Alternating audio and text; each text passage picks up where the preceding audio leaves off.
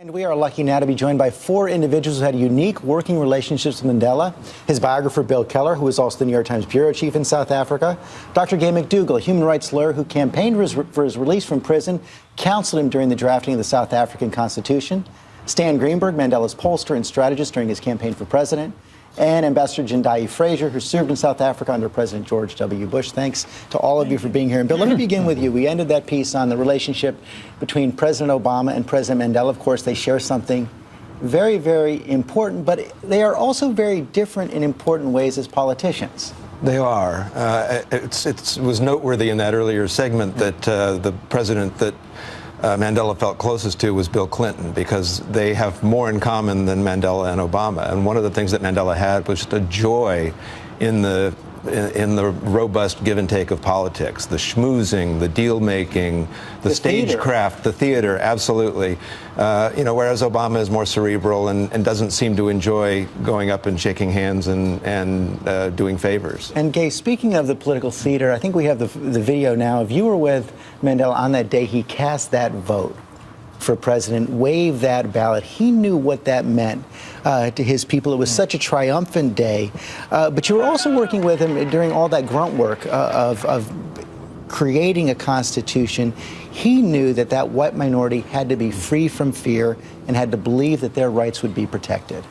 Oh, absolutely. I mean, first of all, let me say that it's no overstatement to say that I counseled him on the Constitution, but rather I was able to set up a global network of lawyers that did backup research for the negotiators at the table across from the government. But I think it's important to say that Mandela was someone who knew and was always aware of his place in history. And I think that he came out of jail knowing his place in history. He led that nation through a very tumultuous run up to the elections, knowing where he was going and being a very steady hand and voice of reason through what was a very turbulent time in the run up to the elections. Voice of reason, Stan Greenberg. Of course, you worked with him during his election. But for a man who became known for the power of forgiveness, for reconciliation, as a politician, he also had something of a ruthless streak. Absolutely. He had clear goals. And one of the things that ran through was this desire to make sure there was a racially inclusive politics. But there were strong strands within the ANC in South Africa, in Africa, that was centered on black consciousness. And he was intent on having an election with a mandate that reduced their role. So he focused on, as you know, the Pan-African Congress, which was polling 2%, 3% of the polls. But historically, they had played a very big role in Africa and in the liberation struggle. And he wanted to use the election to send a message about this was going to be an inclusive country.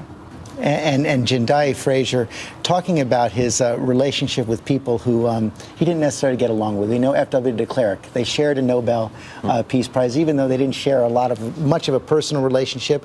You were served as ambassador under President George W. Bush. We saw in John Carl's piece there. Of course, Nelson Mandela, fierce critic of President Bush on the war in Iraq and the invasion of Iraq. But he was also determined to try and maintain something of a personal relationship there. Well, actually, President Mandela, just as fierce as he was a critic of the war in Iraq, was as supportive of the war in Afghanistan. If you recall, in 2001, which is when he first met President George W. Bush as president in the Oval Office, he came out of the Oval Office and actually forcefully endorsed America going into Afghanistan. Just as forcibly in 2003, he was against America going into Iraq. But in fact, in 2005, when they met again at the Oval Office, it was to reconcile the issue of how personal the criticism in Iraq had taken. And in fact, to look at where they had mutual interest, for instance, in addressing HIV and AIDS, supporting peace processes in Central Africa, the Democratic Republic of the Congo, and in Burundi. And so I think that President Mandela actually was able to reach across the aisle as such. He reached across to his political opponents. And so there were many areas where they shared interests and other areas where they diverged. The same was true, frankly, of Bill Clinton. I was at the NSC as director for Bill Clinton, and they did not agree on the Middle East peace process and the role of Hamas and the role of Arafat, and so those issues of the Palestinian order. Mandela was very critical of American policy across administrations on those issues. And so I don't think that political difference necessarily affected personal relationships. In some ways, Bill Keller, because he was such a practical man, I was struck by a quote you had in your obituary of Nelson Mandela this week, where he was talking about what so many have remarked on, how he was able to appear free of hatred. And he said that hating clouds the mind, it gets in the way of strategy. Leaders cannot afford to hate. Yeah. Well, that's not an absence of hate on his part. It's a surplus of discipline. He was the most disciplined politician I've ever seen. He knew the difference between strategy and tactics. And there were times when you would see something bordering on loathing in his attitude towards de Klerk and his attitude towards Gotcha Buthelezi, the head of the Kadam Freedom Party. He didn't like those guys very much, but he was able to swallow that, tamp it down, compartmentalize. And you say he knows the difference between strategy and tactics. Like Abraham Lincoln, he was willing to be very flexible on tactics in order to achieve that goal. Absolutely. In the course of his life, he was a communist for a while. He was a capitalist. He was a advocate of nonviolence. He was an advocate of armed struggle.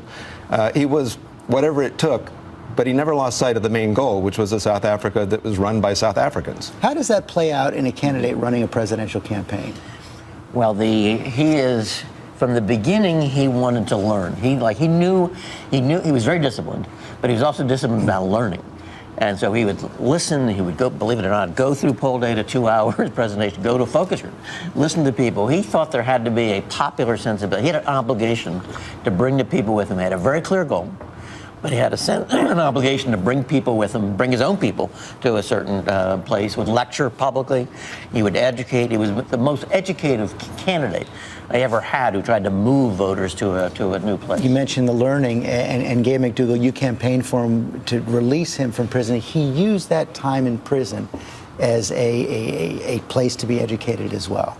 Absolutely. I mean, he used it to be educated, and he educated all the other political prisoners who were with him. They often talk about the University of Robben Island, where they spent their time studying political, developments around the world, deciding who they, as a political party and as, activists, wanted to be, what their model of decision-making was to be, so that when they finally emerged from that prison, they knew exactly the road that they wanted to travel. And in Jendayi Frazer, he was also very conscious of his role as educator when he became president, and then after he left office as well, and didn't often hide his disappointment in what was happening in South Africa and other African nations. Yes, he certainly was. I think that President Mandela, what I took from him was the courage of his conviction.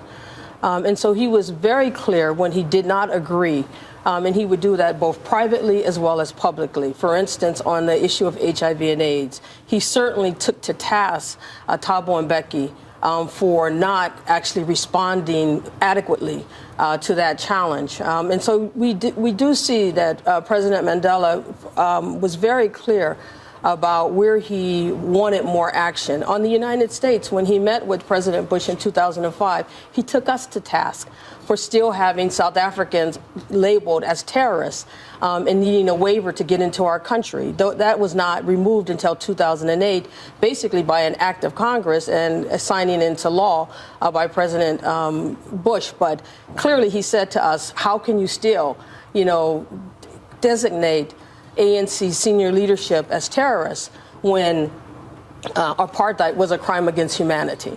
And he was very public about that. It was a life that contained so much. Thank you all very much.